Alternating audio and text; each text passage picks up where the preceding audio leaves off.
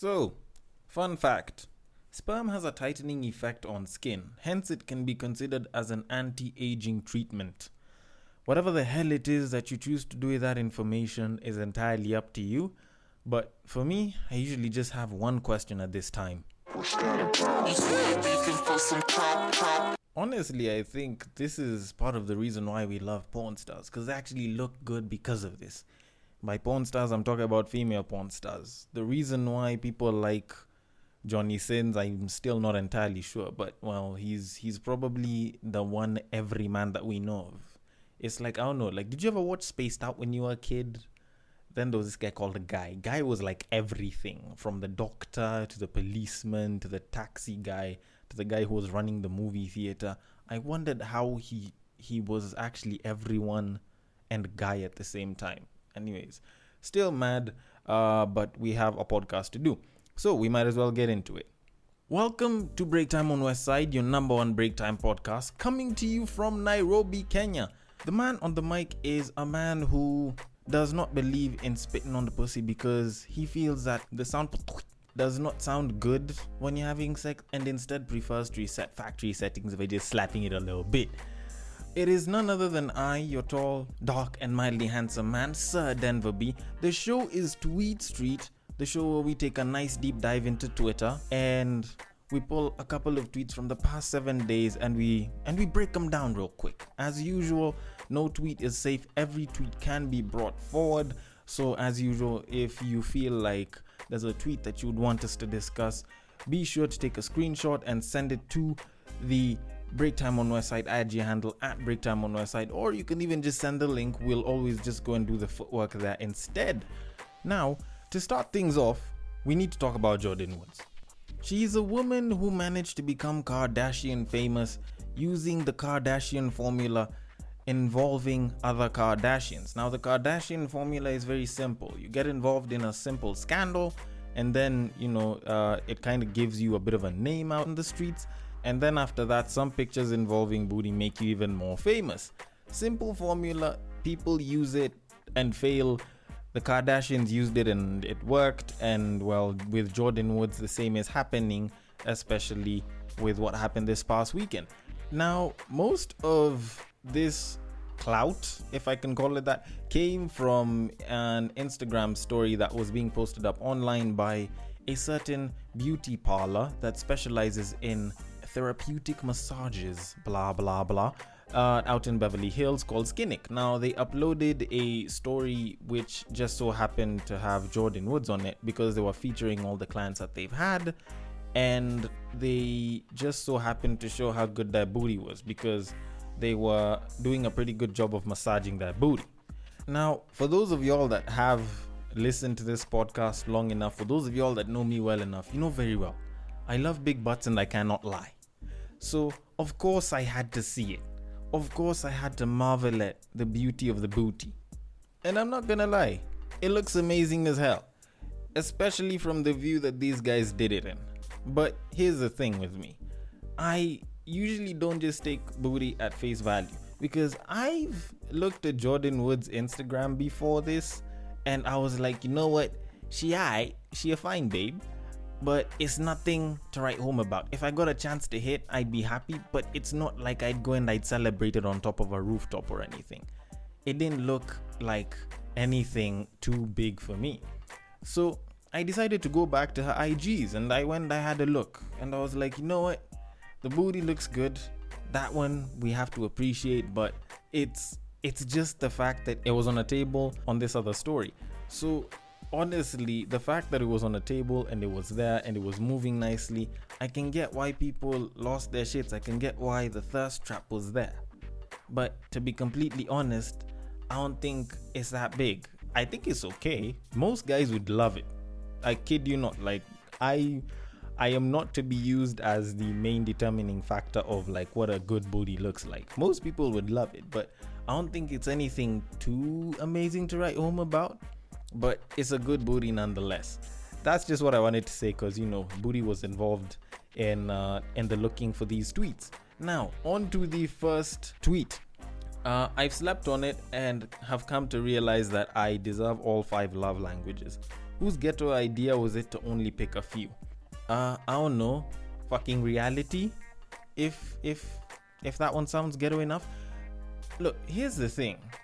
I think people usually get it wrong when they assume that, you know what, if you're being told that you only need like one or two, that we don't think that you deserve everything. I think most people should get, well, actually, I believe all people should receive all 5 love languages, but the truth of the matter is, you probably only really deserve like 2 or 3 of them.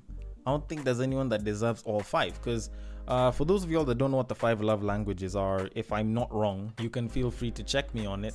Should be words of affirmation, acts of service, gifting, touch, or as some people would call it, contact, and time. So normally most people are advised to pay attention to the 1 or the 2 or the 3 that ranks highly with their partner or with themselves, you know, if you're into that self-love shit. But every so often, it's not uncommon to hear someone saying that they deserve all 5. Because, well, in some sense, I think everyone wants all 5. Because even when you think about it, it's not like there's someone who doesn't want to be gifted by their partner. It's not like someone doesn't want the touch and feel of another partner. It's not like there's someone who doesn't want their partner to have some time spared for them. It's not like the other person doesn't want to be told good things by their partner or wants them to do some kind act for them. But in reality, we can only ever achieve so much. So it's a matter of quality and not quantity. You might want everything. It doesn't mean that you particularly need it. It's sort of the same way women will want a nigga who's athletic, have facial hair, treat her nicely, but also be able to put his foot down, make sure that he's resourceful, make sure that he's bringing the bank, but give her time, take her on holidays, handle the bills, be an amazing father, take her to church, and at the end of it still make her say hallelujah between the sheets. Like, all of that shit is possible with men, but it's not all possible with one man. You cannot expect a man to be busy working and, you know, have the ability to not be there all the time so you can miss him, but still be around to take you on vacations all at the same time. Like, pick one. It's usually you pick a little bit more of one or a little bit more of the other. Like, that's usually how it is. So there's usually some sort of compromise somewhere. Probably he might not be the nicest person, but he'll make you say hallelujah between the sheets and be a good father. Maybe he's gonna be a nice person, but he might just have shit dick. Maybe he has the money, but you know, he's not a nice person. Normally it's about making compromises, because sometimes it's about quality and not quantity. I'd rather get 100% of 2 things than 50% of 4. That's just how it is. Just the same way people would say, I'd rather have 4 quarters than 10 dimes. Like, I don't know how people usually expect so much, but you know, anyways, we're an entitled generation. So on to the next tweet. If you wanted to fuck, just say that so I can fuck you and then go back to finding my husband. It can all be so simple. Well, no, it's rarely ever that simple. Cause here's the thing, like, a lot of people usually like to come out and say, if you just wanted to bang, you should have just said that. There's no need for blah blah blah. But here's the thing. Here's the interesting thing. A lot of you like being lied to. A lot of y'all already know that we probably just wanna bang. But you wanna see what vibes it is that a nigga about to throw, so that we can go and ask that question. Cause now, to put a bit more context, it was a shorty that tweeted this out. So yes, y'all know the gender that I'm talking about right now. Like, a lot of times, some of y'all just want to be lied to first and made to feel like you're special. Cause no word of a lie, I have actually reached out and tried howling at a few shorties that way. And then they pulled the whole, oh, do I look like a hoe to you? Nah, I can't do none of that. And then they start acting as though I'm disrespecting them. And the thing is, I'm just stating what it is that I want, because I don't have time to waste. I will admit that people do need to start normalizing the whole talk of, you know, just coming out straight and being open about it and just saying, yo, I just want to bang.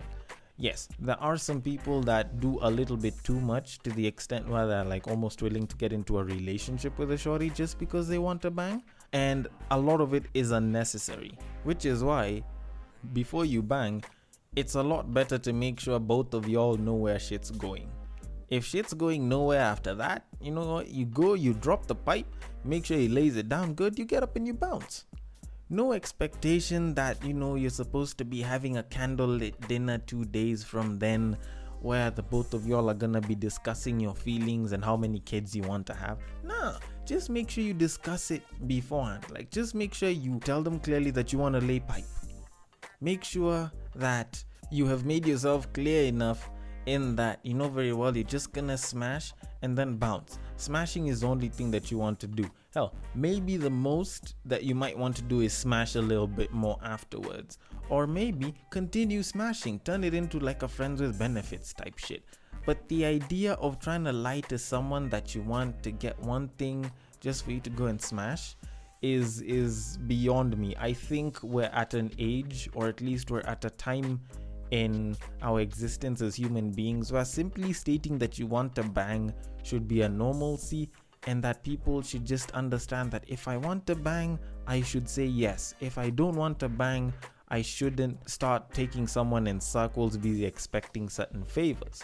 Like, that shit wastes time. Like, it's deeply annoying for most people. But anyways, I don't need to belabor this point. We might as well move on to the next tweet. So, my so-called friends left me for dead in Stamford last night after a brunch date. I legit woke up in Stamford hospital to restraints and band-aids, where I was injected with morphine to put me to sleep. And still no one has answers for me. Be careful, y'all. Now, I would probably come out and start saying that, you know what, you need better friends, blah, blah, blah.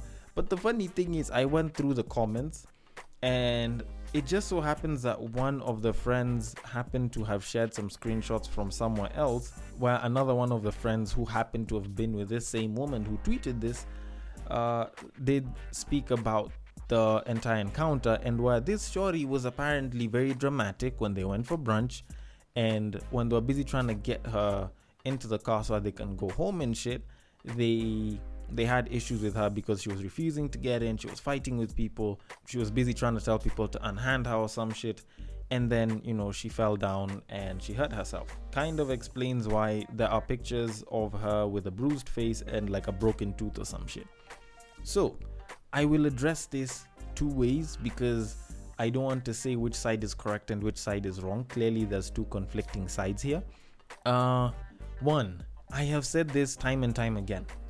The people you go out with at night, make sure they are people you can trust with your life, because that is quite literally what they are expected to be trusted with. Because all sorts of shit can happen at night. Hell, all sorts of shit happen during the day, but more shit happens at night.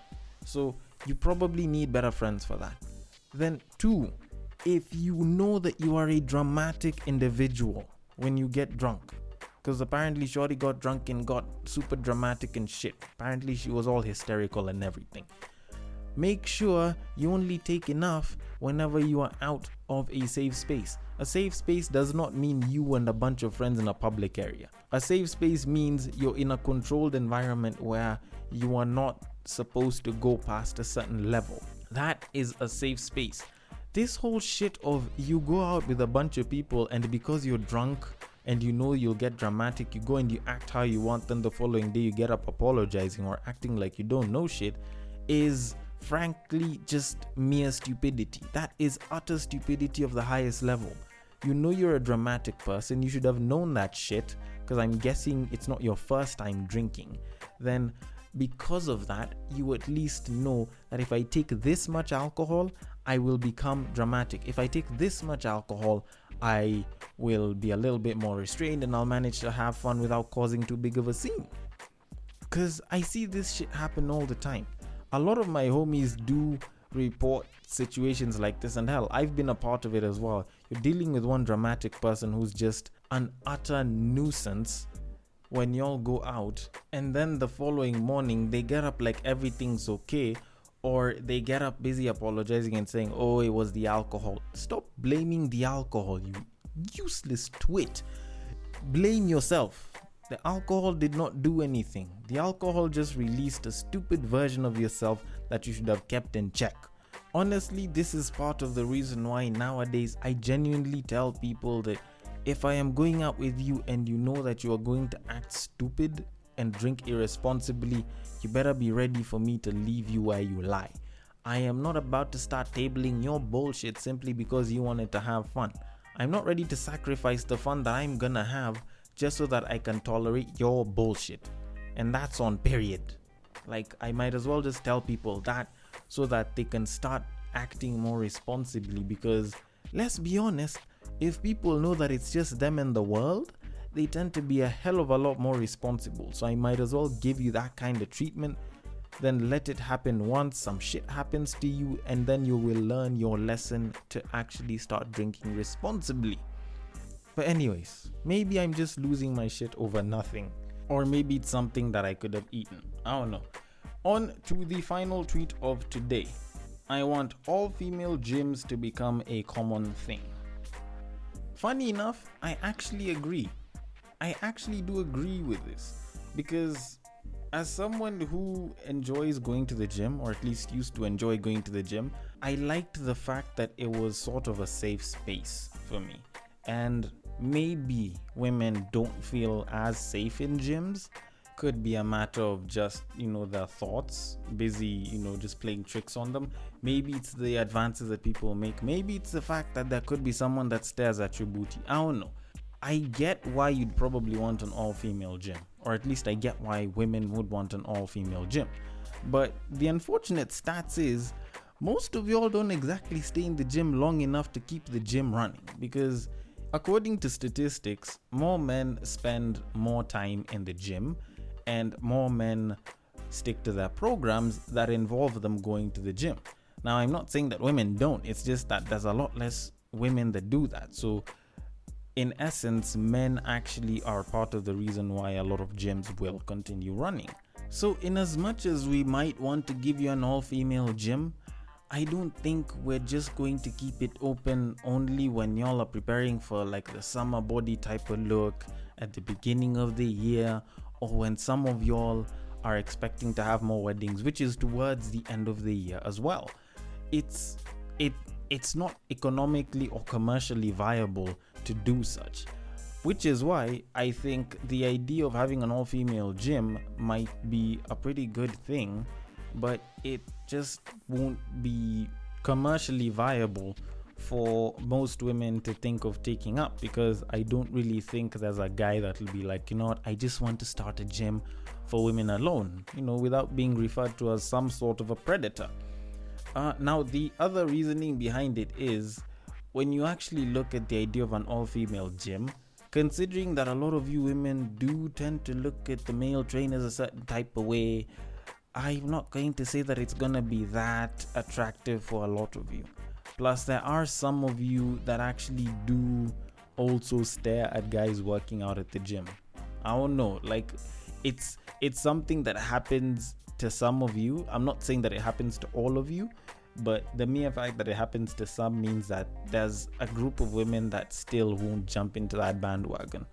Also, when you look at the whole dynamic of how women relate to each other, I wouldn't be surprised to find situations where women cancel their memberships because they have a problem with a certain female trainer. Also, when you consider that male trainers are a lot better in terms of motivating and being understanding and so on, it just seems a little bit harder that you'd find more women working out with a female trainer. But that's just my thoughts. There's normally this thing about women trying to bring other women down. Not that I'm saying that it happens with every woman, but it's a common thing with a lot of women. They usually have certain beefs, and that beef can sort of impact how businesses run. It can impact having a customer base. Having a bunch of women in the same room, much as it can yield results, does also tend to yield some level of unnecessary drama. And because of that, I just don't think that it would be a properly viable idea. So in the common Shark Tank language, I'm sorry, I'm out. Anyways, that has been it for today, but I want to know your thoughts on this. Do you think that all female gyms are commercially viable or nah? Do you think that other people were lying on nah? Or do you think that people deserve all 5 love languages? The DMs are open. The handle is at Breaktime on Westside on Instagram. On Facebook, it is also Breaktime on Westside. And on Twitter, if you want to hit me up on my personal DMs, it is at Bagaka the D. I will catch you guys on the next break. Take care.